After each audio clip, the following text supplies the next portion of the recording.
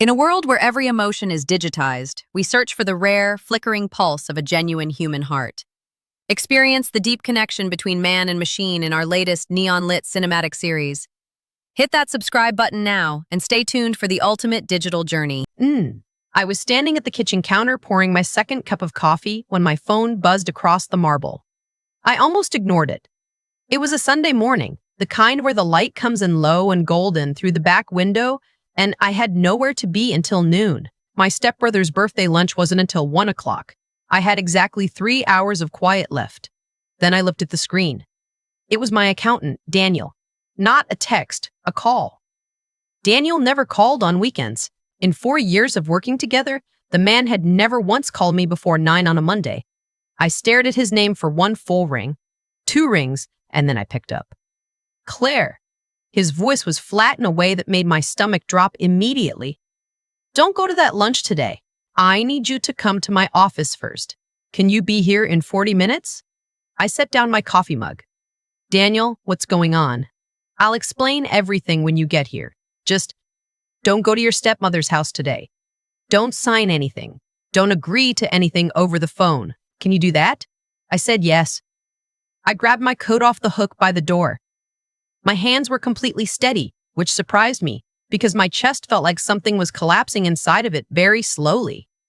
I had known, somewhere under everything, that something was wrong. You don't spend 3 years watching someone the way I had been watching my stepmother, Diane, without developing a kind of low-grade alertness that never fully goes away. But knowing something is wrong and having your accountant call you on a Sunday morning are 2 very different experiences. I drove to Daniel's office in 19 minutes. Let me go back, because none of this makes sense without the beginning. And the beginning starts not with Diane, but with my father. My father, Robert, built his landscaping and property development company from a single truck and a borrowed mower when he was 26 years old. By the time I was born, he had 40 employees and 3 commercial contracts with the city. By the time I graduated college and came to work alongside him, the company was worth just under $4 million, and there was a piece of land outside of town, 12 acres my father had held on to for 20 years, that was appraised separately at another $1.2 million. He used to say that land was my inheritance. He said it the way people say things they believe so completely they don't think they need to write them down. That was his first mistake. My father met Diane at a charity gala 7 years ago. She was polished and warm and laughed at everything he said. And he was 61 and lonely in the particular way that men who have built everything alone become lonely. They married 14 months later. I was 24. I tried. I genuinely tried to like her. She had a son from her first marriage, Trevor, who was 17 then and quiet in the way that teenagers who've been dragged through too many of their mother's transitions go quiet. I actually liked Trevor. He reminded me a little of myself at that age. What I did not like was the way Diane looked at the company's quarterly reports when she thought nobody was watching. The way she asked careful, offhand questions about the land outside of town. The way she started referring to our business in conversations with my father's friends, even though she had never spent a single day working in it. My father died 2 years ago. A heart attack, sudden, on a Tuesday afternoon in March. He was 66. The will was older than his marriage to Diane. He'd updated it 3 years before she came along and never touched it again. It was vague in the way that wills written by people who don't believe they're going to die young tend to be vague. The house and personal assets went to Diane. The company was to be split between me and, in a codicil added 2 years before he died, Trevor, who my father had grown genuinely fond of. The land outside of town, the 12 acres, was listed as going to my daughter, Claire, as sole beneficiary. The problem was the signature on the deed transfer document that appeared 4 months after the funeral. I didn't see it at first. Grief does that to you. It narrows your field of vision down to the next hour, the next task, just getting through the day. Diane handled most of the estate paperwork, and I was grateful at the time, because I couldn't think straight. She had a lawyer, a man named Gary, who wore the same brown sport coat every time I saw him, and he moved through everything quickly and efficiently, and I signed what I was handed without reading closely enough. That was my mistake. The one I have thought about every day since. It was almost 8 months later when I finally sat down with Daniel to go through the full picture of what I had and what I owed and what the company's standing was. I remember Daniel pulling up a document on his screen and going very still for a moment before he turned the monitor toward me. There was a deed modification on the 12-acre property, signed apparently by me, transferring a 50% interest in the land to Diane. I told him I had never signed that. He looked at me for a long moment and said, "Claire, I need you to tell me that one more time, and I need you to be absolutely certain." I was certain. I had never seen that document in my life. But there was my signature, my name, in handwriting that looked exactly like mine, on a line I had never touched. I didn't go to the police immediately. I know now that I should have, but I didn't. I went home and I sat in my car in the driveway for 20 minutes trying to convince myself there was an explanation. Maybe I had signed it without reading it. Maybe it was in a stack of papers during those first foggy weeks after the funeral, and my hand had moved on autopilot. I ran through every possibility that didn't require me to believe that the woman my father had loved had forged my name on a legal document. I couldn't make any of those explanations work. I started paying attention after that. Careful attention. The kind where you don't let anyone know you're paying it. What I noticed over the next several months was this. Diane had begun having long, private phone calls that she took outside or in the bedroom with the door closed. She had started asking Trevor questions about my schedule, what time I got to the office, which clients I was meeting with, whether I ever worked from home on Fridays. She had hired a new personal assistant, a young woman named Becca who had no obvious qualifications and who I later found out had gone to high school with Gary, the lawyer's daughter. And she had started being extremely, almost performatively kind to me, inviting me to dinners, sending flowers to the office on my birthday, texting me warm little messages on holidays. The warmth was what scared me most. I also noticed that Trevor seemed increasingly uncomfortable. He was 22 now, working part-time at the company while finishing his degree, and there was something behind his eyes when his mother was in the room, a guardedness, a small, flinching quality when she would put her hand on his shoulder. One afternoon, I found him in the break room alone, and I asked him if everything was okay. He looked at the door, then back at me, and said, "Yeah, fine. Why?" In exactly the way people say it when nothing is fine at all. I did not push him. I made a note of it, and I waited. 3 weeks before the Sunday that Daniel called me, Diane invited me to a family dinner and mentioned, very casually over the main course, that she thought we should formalize some of the company's ownership structure. She said Gary had drawn up a restructuring agreement that would clarify everything and protect all of us going forward. She pushed a folder across the table toward me. I said I'd take it home and look it over. She smiled and said, "Of course, take all the time you need." And then she refilled my glass and changed the subject. I took the folder home. I read every page 3 times. Then I photographed every page, emailed the photos to Daniel, and called him the next morning. 2 days later, he called me back and said, "Claire, I need to look at some other things. Give me 10 days. I gave him 10 days. I went to work. I smiled at Diane when I saw her. I responded warmly to her texts. I said yes to the birthday lunch for Trevor, and I stood at my kitchen counter on a Sunday morning pouring coffee, and Daniel called. When I walked into his office, he had 3 separate documents spread across his desk and a legal pad with 2 pages of notes already written out. He looked like he hadn't slept. He told me to sit down. What he had found in 10 days of going through everything with a fine-toothed comb was not 1 problem, but 4. The first was the forged signature on the deed modification, which I already knew about, but which Daniel had now compared against 3 other documents I had actually signed, using a forensic analysis tool his firm had access to. The pressure patterns were wrong. The slant was slightly off in a way that was invisible to the naked eye but measurable. The signature on the deed modification had been copied, traced, or digitally reproduced from another document and transferred. The second was a loan, a business loan for $340,000, taken against the company's assets, approved 8 months after my father died, with both Diane's signature and what appeared to be mine. I had signed no such loan. The money had moved through an account I'd never seen before into a holding LLC that Gary had incorporated 11 days after my father's funeral. The third was the restructuring agreement Diane had handed me at dinner. Daniel walked me through it section by section. On the surface, it appeared to be a simple reorganization. In practice, if I had signed it, it would have transferred my controlling interest in the company to a joint ownership structure in which Diane held veto power over all major decisions. Within 2 years, with the right sequence of votes, she could have pushed me out entirely. The fourth thing Daniel showed me was a printed email chain. He had found it because, in reviewing the company's shared server, which I had full administrative access to as co-owner, he had come across a folder that had been created under a username I didn't recognize, archived, and then improperly deleted. The emails were between Diane and Gary, dated over the previous 14 months. They discussed the forged deed modification.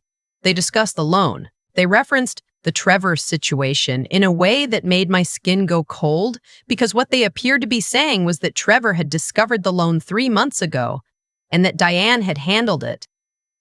I asked Daniel what handled it meant. He didn't know, but he thought I should find out before I did anything else. I left Daniel's office with copies of everything in a folder under my arm. I drove to Trevor's apartment. I knocked on his door at 11:15 on a Sunday morning, and when he opened it and saw my face, he stepped back from the doorway without a word and let me in. We sat at his kitchen table. I put the email printout in front of him, the section that referenced him, and I watched his face while he read it. He was quiet for a very long time. Then he said, "She told me I had misunderstood what I saw. She sat with me for 2 hours and explained it, and by the end, I thought I had imagined the whole thing." I asked him what he had actually seen. He had found the loan documents by accident. He had been looking for the company's insurance certificates for a bid submission, and he'd opened the wrong file on the server. He had printed the loan summary and brought it to his mother and asked her what it was. She had told him it was a refinancing arrangement that my father had set up before he died, and that I had approved it. She said I had been meaning to tell Trevor about it, but had been putting it off because of the strain in our relationship. She said the account it had moved through was a tax management vehicle that Gary administered for the whole family. She had an explanation for every specific thing Trevor pointed to, and each explanation was just plausible enough, and she delivered them in that warm, steady, slightly wounded tone she used when she wanted you to feel that your suspicion was the real problem. Trevor said, "I felt like I was going crazy. I actually apologized to her." I reached across the table and put my hand over his. I told him he had not imagined anything. I told him everything Daniel had found. I watched the expression on his face move through confusion and then recognition, and then a kind of grief that was very specific. The grief of understanding that a thing you feared was true has always been true. I told him I needed to ask him something difficult. I needed to know whether Diane had ever asked him to do anything in writing, sign anything, forward anything, confirm anything in an email or a text, related to the company or the land. He went to his bedroom and came back with his phone. He scrolled for several minutes. Then he handed it to me. She had, 3 times over the past year, under the guise of asking him to help her stay organized and keep track of things, she had asked Trevor to confirm in text messages statements that were not true. That he remembered my father discussing the restructuring agreement before he died. That he had been present for a conversation in which I had allegedly agreed to the loan. That I had told him the deed modification had been my idea. Trevor said he hadn't thought anything of it at the time. They were just texts. His mother had asked him to confirm things, and he had confirmed them and then forgotten about it. He looked at me and said, "She was building a record." Yes, she was. I took photographs of every one of those text messages. I sent them to Daniel. Then I sat with Trevor for another hour, and I told him that I needed him to do nothing. Say nothing to his mother. Change nothing in how he behaved. Give her absolutely no indication that anything had shifted, until I told him otherwise. He said, "What are you going to do?" I told him I was going to give her exactly what she'd been planning to give me. Over the following 3 weeks, I was the most pleasant version of myself that I had ever performed. I showed up to every family obligation. I responded to Diane's text within minutes. I told her I was still reviewing the restructuring agreement, but that it all looked very reasonable, and I just wanted my own lawyer to give it a look first. She said, "Of course, absolutely. Take all the time you needed." Meanwhile, I had hired an attorney, not Daniel's firm, a different one, a woman named Patricia, who specialized in estate fraud. Patricia was in her early 50s and had the particular quality of stillness that people develop when they have spent decades in rooms where a great deal is at stake. She reviewed everything Daniel had found and spent 2 weeks of her own conducting an independent verification. She confirmed the signature forgery. She traced the loan account. She documented the LLC and its connection to Gary. She filed a formal complaint with the State Bar Association regarding Gary's conduct and submitted a fraud report to the district attorney's office. She also told me something that I had not known, which was that the 12 acres outside of town, the property at the center of all of this, had a conservation designation application that my father had filed 8 years ago and never completed. If I completed it, the land would be placed under a permanent conservation easement. It could never be developed. Its value as a development asset, which was the entire reason Diane wanted it, would effectively disappear. I filed the application the following Tuesday. I want to be clear about something because I think it matters. I did not enjoy any of this. I have seen people describe scenarios like this one as empowering, as some kind of personal triumph, and I understand why that framing is appealing, but it is not what I felt. What I felt, most of the time, was a hollow, grinding exhaustion.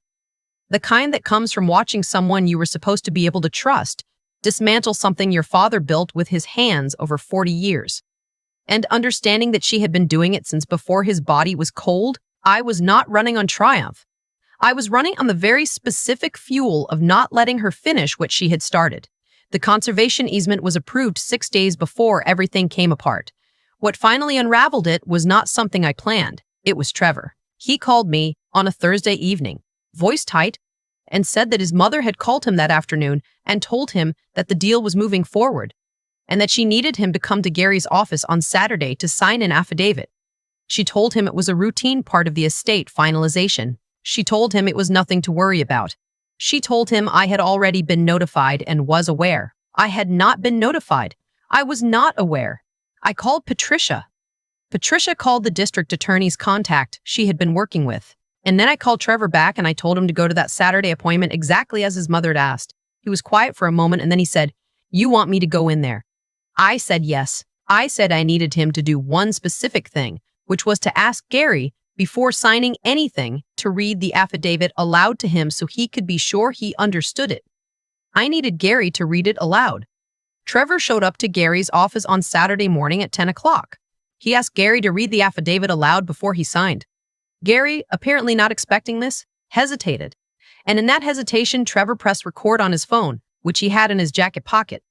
Gary read the affidavit aloud. It contained statements attributing to Trevor things he had never witnessed, conversations that had never happened, and a confirmation that I had verbally agreed to the full restructuring of the company's ownership in a meeting that existed nowhere except in the document Gary was currently reading into Trevor's phone. Trevor did not sign it. He thanked Gary for his time and said he needed to think it over, walked to his car, and called me.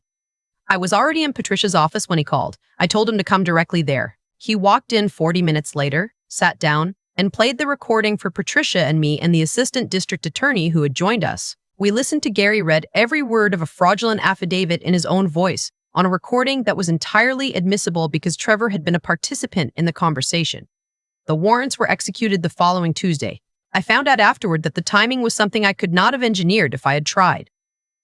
Diane had apparently decided, in the way that people who believe they have already won become impatient, to accelerate the public-facing portion of her plan. She had been speaking privately for months to a real estate developer about the 12-acre property, presenting herself as the sole decision-maker and implying that the ownership question was nearly resolved. When the conservation easement was recorded, which became public record, the developer called her, and she told him it was a temporary administrative issue that would be cleared up within weeks. She was so confident in this that on the afternoon the warrants were executed, she was on a live-streamed video call with a group of women from her social circle, showing them photographs of the property and describing her plans for what she was calling a wellness retreat development on the land. She was telling them that things had finally come together, that it had been a long process, that she was just so grateful. The knock at her door came while she was still talking. I was not there. I did not watch it happen. But 3 people who were on that call told me about it afterward because people talk. And what they described was Diane looking toward her front door with an expression she could not quite control. And then the call dropping, and then nothing. Gary surrendered his law license the following month as part of a negotiated resolution. The loan was unwound through litigation and the $340,000 was recovered, largely from the LLC's remaining assets and from a civil judgment against both Diane and Gary jointly. The forged deed modification was voided. The restructuring agreement was never executed. Diane was charged with estate fraud, forgery, and conspiracy. Gary was charged alongside her. The case took 14 months to move through the courts. Diane received a sentence of 4 years, with eligibility for parole after 2. Gary received 3 years and a permanent bar from practicing law in the state. The DA told Patricia that the recording Trevor had made was the single most decisive piece of evidence in the case because it eliminated every possible defense about intent. The 12 acres remain under conservation easement. They cannot be developed. They cannot be sold for their original appraised value. They are, in the legal language of the easement, permanently protected. I walk out there sometimes, early in the morning when the light is low. There's a stand of old oak trees at the far edge of the property, the kind my father used to point out when we drove past it together. He knew every tree on that land by species. He used to say the oaks had been there longer than anyone's problems and would be there long after. He was right about that. Trevor is a full partner in the company now. He came to work full-time 18 months ago, and he is, in ways that would have made my father very proud, good at it. He has his father's instinct for what a piece of land wants to be, which is a strange thing to say, but is the only way I know how to describe it. We have never had a direct conversation about who his mother turned out to be. We have had many conversations about everything else, which I think amounts to the same thing. What I want to say, if there is something to take from all of this, is that the most dangerous thing Diane did was not the forgery or the loan or the false documents, as serious as all of those things were. The most dangerous thing she did was construct a version of events that was internally consistent enough and delivered with enough warmth and patience that the people inside it began to question their own perception. She made Trevor feel that his instincts were the problem. She made me, in the early months, wonder whether I had signed something I couldn't remember signing. She was not operating primarily through legal maneuvers. She was operating through doubt. The forgery I could prove or disprove with forensic tools. The doubt was harder. The doubt was something I had to make a deliberate choice about, over and over, while continuing to show up and smile and respond to her texts and eat her food and pretend that everything was fine. Every single day for almost a year, I had to choose to trust what I knew rather than the uncertainty she had designed. I do not think I am a particularly strong person. I think I had a good accountant who called me on a Sunday morning, and a brother who was braver than he knew, and a lawyer who had seen every version of the story and knew exactly how to take it apart. I think I had a father who had the foresight to walk 12 acres of land 40 years ago and think, this is worth keeping. I kept it. There are days I still drive out to that property in the evening when work has been hard, and I sit in my car at the edge of the gravel pullout where the fence line meets the road. The oaks are there at the far end, the way they always are. The land doesn't know what happened to it. It doesn't need to. It is just there, quiet and particular, the way it was before any of us arrived, and the way it will be long after we are gone. My father would have liked that. I think about him when I walk the fence line sometimes. In the early morning before the office, I think about how he trusted the wrong person and how he never got to see what that cost. I think about how he trusted me with the right thing, even if he didn't write it down carefully enough, even if he left me with a gap that someone else tried to walk through. I closed the gap. That's all any of us can do, really. You find the gap, you understand exactly what it is, and you close it before someone else decides for you what goes there. If you're watching this and you have a feeling, the kind that sits low and doesn't go away, the kind you keep explaining to yourself because the alternative explanation is one you can't afford to look at directly, I want you to trust it. Get a second set of eyes. Get a third. Read what you sign. And if someone is being very, very warm to you at a time when they stand to gain a great deal, pay attention to that warmth. It is not always kindness. Sometimes it is patience.